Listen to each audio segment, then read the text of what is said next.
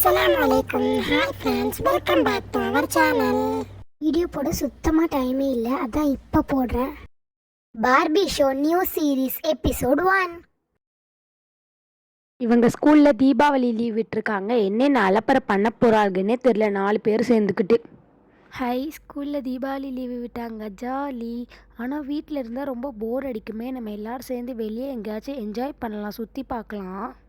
இதுக்கு ஜஸ்ட் நினச்சா மட்டும் பத்தாது, அதுக்கு நம்ம மம்மி கிட்ட பெர்மிஷன் வாங்கணும். நான் எங்கள் மம்மிகிட்ட வாங்கிடுவேன், நீங்களாம் உங்கள் மம்மிகிட்ட வாங்கணும். ஆனால் எல்லாரும் சேர்ந்து வாங்கினா பெஸ்ட்டுன்னு எனக்கு என்னமோ தோணுது.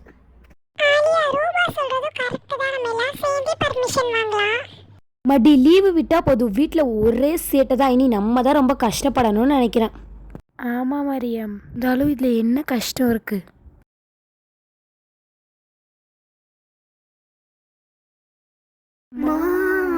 உங்ககிட்ட ஒரு விஷயம் சொல்லணும். இப்போதான் சொன்னா, அதுக்குள்ளாட்டி கத்த ஆரம்பிச்சிட்டாங்க. என்ன வேணும்? ஏன் கத்துறீங்க? அது சரி, மீரா குட்டியும் ஆலியா ரூபாவோட சேர்ந்தா சேட்டை செய்ய ஆரம்பிச்சிருவாளே. என்ன, ஆலியாவோட தங்கச்சி அசீசாவோட சவுண்டே காணும். அவ எப்பவும் இருக்கிற இடம் தெரியாம தானே இருப்பா. ஓ, அசீசா குட்டி தூங்கிட்டாளா? ஹே மீரா, உங்க மாட்டே பர்மிஷன் வாங்கலாம்னு தோணுது. மீரா, ரூபாக்கா சொல்கிறது கரெக்டு தான். உங்கள் அம்மா சொல்கிறதா எங்கள் அம்மாவும் கேட்பாங்க. சரி, ஓகே. ஆக மொத்தத்தில் எங்கள் அம்மாட்ட கேட்கணும்னு நீங்கள் நின்றுக்கிட்டு இருக்கீங்க. சரி, பரவாயில்ல, எல்லாரும் சேர்ந்து கேட்கலாம். வாங்க, என்ன அப்படி உட்காந்து இருக்கீங்க? நான் கொஞ்சம் தூரம் போயிட்டு நம்ம திரும்பி பார்ப்போம் வராங்களா இல்லையான்ட்டு. இன்னும் காணோம், என்னைய மட்டும் மாட்டி விட்டுருவாங்க போலயே. அப்பாடா, நல்ல வேலை எந்திரிச்சு வந்துட்டாங்க ரூபாக்கா. வீட்டில் இருந்து எங்களுக்கு ரொம்ப போர் அடிக்குதுமா, அதனால வெளியே எங்கேயாச்சும் கூட்டிகிட்டு போறீங்களா? ஜாலியாக சுற்றி பார்க்கலாமா ப்ளீஸ்மா. தூக்கமே போச்சுதான், இங்கே படுத்ததே தப்பா போச்சு. பேசியே எழுப்பி விட்டுறாங்க. சரி, டிவியாச்சும் பார்ப்போம். எங்கள் அம்மா கிட்டே உட்காந்து பார்த்துடலாம். அதான பார்த்தேன், என்ன 3 ஒன்று சேர்ந்து வந்திருக்குன்ட்டு. இதுக்கு தான் ஒன்று அப்புறம்லேருந்து பேசிக்கிட்டு இருந்தீங்களோ ஏதோ. சரி, பார்ப்போம். எங்கேயாச்சும் கூட்டிகிட்டு போங்க, போர் அடிக்குது. நீ கேட்ட உடனே ஒன்றும் முடிவுலாம் பண்ணி சொல்ல முடியாது. எங்கள் அக்கா கூட நான் முடிவு பண்ணி சொல்லிட்டு தான் என்ன அப்படின்னு கேட்டுட்டு தான் உங்கள்கிட்ட சொல்ல முடியும். உடனேலாம் இது ஒன்றும் முடிவு பண்ண முடியாது. நாங்கள் முடிவு பண்ணிட்டு சொல்கிறோம். இங்கே போய் டிவி பாருங்க, நாங்கள் என்னென்னு டெசிஷன் எடுத்துகிட்டு சொல்கிறோம்.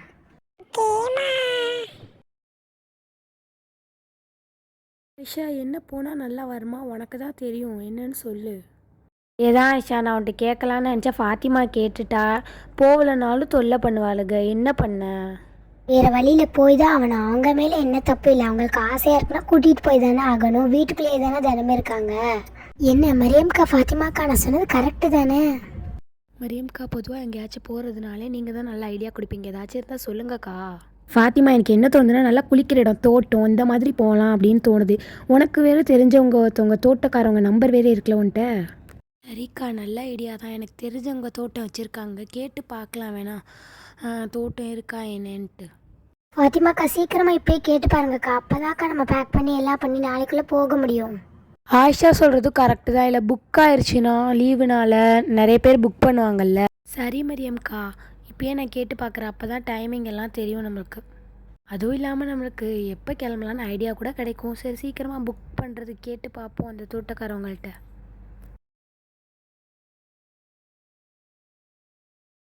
ஹலோ, நான் ஃபாத்திமா பேசுகிறேன். உங்களுக்கு தெரிஞ்சவங்க தான். தோட்டம் நாளைக்கு கிடைக்குமா? ஃப்ரீயாக இருக்கா?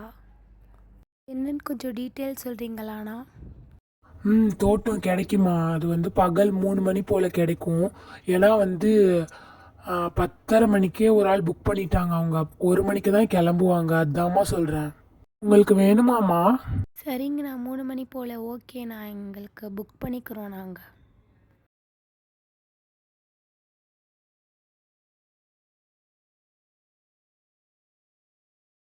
ஆயிஷா, புக் பண்ணிட்டேன்டி. மரியம்க்கா, புக் பண்ணிட்டேக்கா. நம்மளுக்கு ஒரு 3 மணி போல் கிடைக்கும் அப்படின்னு சொல்லியிருக்காங்க. ஏன்னா 10:30 மணிக்கு யாரோ ஆர்டர் பண்ணியிருக்காங்களாம், புக் பண்ணியிருக்காங்களாம். 1 மணிக்கு தான் கிளம்புவாங்களாம். அதான் நம்மளுக்கு பகல் 3 மணி போல். அப்படியா? சரி சரி, உடனே புக் பண்ணிட்டியா? சரி, நான் பிள்ளையோட்ட சொல்லிட்டு வரேன்.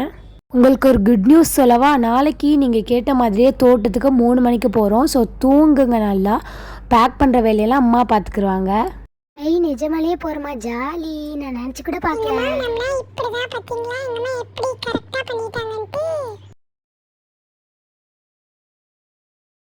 என்ன எல்லாருக்கும் ரொம்ப ஜாலியா இருக்கு போல. சரி, நாங்க சாப்பாடு செஞ்சு எடுத்துட்டு வரோம். சாப்பிட்டுட்டு சீக்கிரமா தூங்க, அப்பதான் நாளைக்கு கிளம்ப முடியும். ஐயோ, இன்னும் வேகலை போல இருக்கே. சரி, இன்னும் எவ்வளோ நேரம் ஆகும்னு தெரியலையே. இன்னைக்கு வெஜிடபிள்ஸ் குக் பண்ணுறதா பெட்டர்னு தோணுது. ஏன்னா இன்னும் மீட்டெல்லாம் வந்து ஃப்ரிட்ஜில் இருக்குது, வெளியே வேற எடுத்து வைக்கல. ரொம்ப ஐஸாக வேற இருக்கும். 4 பேருக்கும் பிடிச்ச வெஜிடபிள்ஸ் எப்படியோ வாங்கியாச்சு முடிஞ்ச அளவுக்கு. இல்லைன்னா சாப்பிட மாட்டேன்னு அடம் பிடிப்பாளுங்க. எப்படியோ 4 காய்கறி வித்தியாசமாக 4 பேருக்கும் பிடிச்ச மாதிரி கிடச்சிருச்சு. இதை குக் பண்ணிட்டா வேலை முடிஞ்சிடும். நம்மளும் சாப்பிட்டுட்டு அப்படியே நைட்டு தூங்கிடலாம். பேக் வேறு பண்ணி வைக்கணுமே, டைமாக வேறு ஆகுதே. வெஜிடபிள்ஸ் வந்து சீக்கிரமாகவே குக் ஆயிரும். ஸோ அதனால் வேலை கம்மியாக இருக்கும்னு நினைக்கிறேன். எப்படியோ ஃபஸ்ட்டு பண்ணது குக் ஆயிடுச்சு, வெஜிடபிளும் குக் ஆயிடுச்சு. இப்போ ஈஸியாக சர்வ் பண்ணிடலாம். சாப்பிட்டுட்டு அப்படியே தூங்கிடும் செஞ்சுருவாங்க. சாப்பாடு லேட் ஆச்சுன்னா அவ்வளோதான், பசிக்குதுன்னு சொல்லியே கத்திக்கிட்டு வேலையும் பார்க்க முடியாமல் ரொம்ப கஷ்டமாக இருக்கும். எப்படியோ சீக்கிரமாக செஞ்சாச்சு. ஃபஸ்ட்டு அசீஸா குட்டிக்கே எடுத்து வச்சிடலாம். அசீஸாவுக்கு காலிஃப்ளவர் பிடிக்கும், மீராவுக்கு கேரட் பிடிக்கும், ருபாவுக்கு ப்ராக்கோலி பிடிக்கும், அண்ட் ஆலியாவுக்கு வந்து கார்ன் பிடிக்கும். ஸோ அந்த ஆர்டரில் எல்லாத்தையுமே அடுக்கி வச்சிடலாம். ஆயிஷா, சாப்பாடு தான் நீ செஞ்சா, நானாச்சும் போய் கொடுத்துட்டு வரேனே. எவ்வளோ வேலையை தான் பாப்பா. நான் எனக்கு ஃபஸ்ட்டு தாங்கம்மா. இல்லையே, இதுக்குமா கத்திக்கிட்டே இருப்பா. பொறுமையாக ஒவ்வொரு ஆளுக்காக தானே தர முடியும். எல்லாருக்கும் பசிக்கும்ல. மரியம்க்கா, சாப்பாடு கொடுத்துட்டீங்களா? தூங்கிட்டாளுங்க. நல்ல வேலை. இனிமேல் கத்த மாட்டாளுங்க. நம்ம ஃப்ரீயாக வேலை பார்க்கலாம். சரி ஃபாத்திமா, ஓவராக என்னை புகழாத. இப்போ அதுக்கெலாம் நேரம் இல்லை. நம்ம எல்லாத்தையும் பேக் பண்ணி வைக்கணும். ஆஷாட்ட என்னென்ன ட்ரெஸ்ஸு நம்ம பிள்ளைகளுக்கு எடுத்து வைக்கணும்னு சொன்னால் கூட அவள் கூட எடுத்து வச்சுருவா. எல்லா டவல் எல்லாத்தையும் எடுத்து வச்சுருவா. ஆயிஷா, என் பிள்ளை அசீஸாக்கு இந்த ட்ரெஸ் இருக்குதுல, இதை எடுத்து வச்சிரு. அவள் தான் கொஞ்ச நேரத்துக்கு ஒருக்க ட்ரெஸ்ஸு மாற்றுவா. சரிக்கா. அதுக்கப்புறம் இந்த டவல்லாம் எடுத்து வைக்கிறேன்க்கா, தேவைப்படும்ல. அதுக்கப்புறம் என் மக ரூபாவுக்கு வந்து அந்த ப்ளூ கலர் ட்ரெஸ் இருக்குல்ல, அதை எடுத்து வச்சுக்கோங்க. அதுதான் வசதியாக இருக்கும் போடுறதுக்கு அப்படின்னு அவன் அன்னைக்கே சொன்னான். என் மவ ஆலியாக்கு இந்த கருப்பு கலர் இதை எடுத்து வச்சிருமா. அக்கா, இந்த மீரா குட்டிக்கு வந்து நான் இந்த கஃப்தான் ட்ரெஸ் எடுத்து வைக்கிறேன்க்கா. நல்லா தானே இருக்கு? நல்லா இருக்கு ஆயிஷா. ஆயிஷா, அந்த உளுந்து விட மாதிரி ஏதோ இருக்குமே, ஏதோ விளையாடுறது மாதிரி, அதையும் எடுத்து வச்சிடறேன். அது அந்த தோட்டத்துக்கு போகும்போது தான் கொண்டு போவாங்க. நான் நிறைய யூடியூப்லலாம் பார்த்துக்கிறேன். அக்கா, அது உளுந்து விட கிடையாதுக்கா. அது வந்து பூல் ரிங் இல்லை ஸ்விம்மிங் ரிங் அப்படின்னு சொல்லுவாங்கக்கா. ஓ அப்படியா? நான் தான் தெரியாமல் சொல்லிட்டேன். சரி, அந்த தொப்பி கிப்பியெல்லாம் எடுத்து வைங்க. நல்லா ஃபோட்டோலாம் பிடிக்கலாம்ல வச்சு. சரிக்கா, வாங்கக்கா. இப்போ எல்லாரும் சாப்பிட்லாம். பசிக்குது நல்லா. வேலை எப்படியும் முடிஞ்சிருச்சு, நிம்மதியாக சாப்பிட்லாம். ஆமாம் ஆயிஷா, எனக்கும் ரொம்ப நல்லா பசிக்குது. ஆயிஷா, நீ நான் சமைச்சா நல்லா இருக்குது. அந்த ப்ராக்கலி அதெல்லாம் நல்லா இருக்குதே. சரிக்கா, தூங்கலாம்.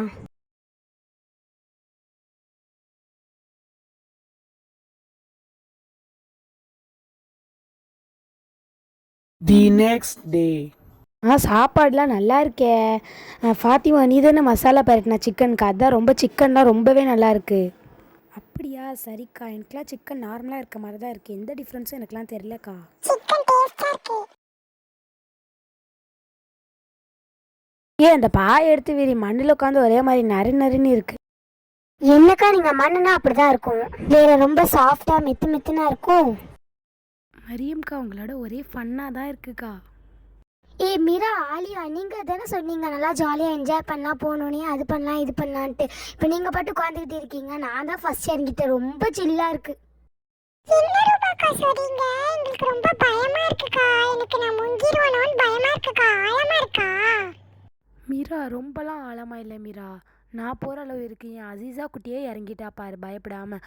அந்த அளவு ஆழமாக தான் இருக்குது. மேபி உங்கள் தண்ணி கூட்டுனா கொஞ்சம் கஷ்டமாக இருக்கும்னு நினைக்கிறேன். நான் தண்ணி ரொம்ப கம்மியாக இருக்குது, கொஞ்சம் போட்டு விடுங்க. ரூபாக்கா, வேணா ரூபாக்கா. ரொம்ப ஆழமாக இருக்கும் ரூபாக்கா. அசீஸா குட்டிலாம் முங்கிடுவா ரூபாக்கா. நானே முங்க பார்க்குறேன் ரூபாக்கா. நீங்கள் ரொம்ப ஹைட்டு, நாங்களாம் ரொம்ப கட்டையாக இருக்கோம்ல. ரூபாக்கா, ஆலியாக்கா, மீராக்கா, யாராச்சும் எப்படின்னு எனக்கு ரொம்ப பயமா இருக்குக்கா. ரொம்ப தண்ணியா இருக்கு. எப்படியாவது அசீஸா குட்டி, நான் உன்னை பிடிச்சிக்கிறேன். ஐயோ அந்த அண்ணா நிறைய தண்ணி போட்டனால பாவம் என் பிள்ளை அசீசா குட்டி கத்துறாளே, அவளுக்கு ஹைட்டு பத்துமானே தெரியலையே. அந்த உளுந்தோட மாதிரி ஏதோ ஏதோ ஃபூலா ஏதோ சொன்னியே, அதை எடுத்து கொடுமா என் பிள்ளைக்கு. அக்கா அப்புறம் தானேக்கா சொன்னேன், அது பூல் ரிங் இல்லாட்டி ஸ்விம்மிங் ரிங்னு சொல்லுவாங்கக்கா. அசீசா குட்டி பார்த்து கரெக்டாக உட்காரு, இல்லை விழுந்துருவ. ஐயாக்கா எனக்கு ரொம்ப பயமா இருக்குக்கா, இது போட்டாலும் நான் விழ மாட்டேன்ல. வித்தியாசமா இருக்குக்கா இது போட்டோனே, ஒரு மாதிரியா வேற மாதிரி இருக்குக்கா, அதனால பயமா இருக்குக்கா. தண்ணி எக்ஸ்ட்ரா எதுவும் போடவாமா, அதான் பாப்பா சேஃபா இருக்கால்ல. மீராவும் என் ஹைட்டுக்கு தான் இருப்பா, அவளுக்கும் பத்தும். சரி போடுங்கண்ணா, கொஞ்சோன்னு போடுங்கண்ணா. அக்கா நீங்க ரொம்ப தைரியமா இருக்கீங்கக்கா, எப்படிக்கா உங்களுக்கு பத்துது? நீங்க ரொம்ப ஹைட் இல்லக்கா, அதுவும் இல்லாம பயப்படாம எப்படிக்கா நிக்கிறீங்க? உங்களுக்கு ஸ்விம்மிங்லாம் தெரியுமாக்கா? மீரா குட்டி எனக்குலாம் ஸ்விம்மிங் தெரியாது, எனக்கு ஏதோ தண்ணி ஹைட்டு பத்துறனால நானே இருக்கேன். உங்கள் ஹைட்டுக்கு எப்படி இந்த தண்ணி இருக்கோ அந்த மாதிரி என் ஹைட்டுக்கு தண்ணி அதிகமாக வச்சுருந்தாங்கன்னா நானே ரொம்ப கஷ்டப்பட்டு தான் இருப்பேன்.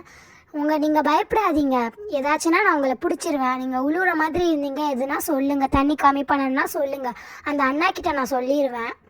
அக்கா தண்ணியை தலையில் ஊற்றுறது ஜாலியாக இருக்குக்கா, ரொம்ப சில்லுன்னு இருக்குக்கா, ரொம்ப நேரம் உள்ளே இருக்க முடியுமானே தெரியலக்கா. ரூபா ஒன்னே நம்பி தான் இங்கே 3 பேரை நாங்கள் விட்டுருக்கோம். கரெக்டாக அவங்கள பார்த்துக்கோ, அவங்க ஏதாவது தண்ணி கம்மி பண்ணணும்னு சொன்னால் நீ சொல்லி சரியா? சரி பெரியம்மா. ரூபாக்கா ஒரே ஃபன்னு தாக்கா, ரொம்ப ஜாலியாக இருக்குக்கா. நான் நினச்சதை விட நல்ல வேளை நம்ம எல்லாரும் சேர்ந்து ஆயிஷா சாச்சி கிட்ட பர்மிஷன் வாங்கணும். ஒரே ஜாலியா இருக்கு. அசீசா குட்டி கவனமாக விளையாடு. பாய் பாய்.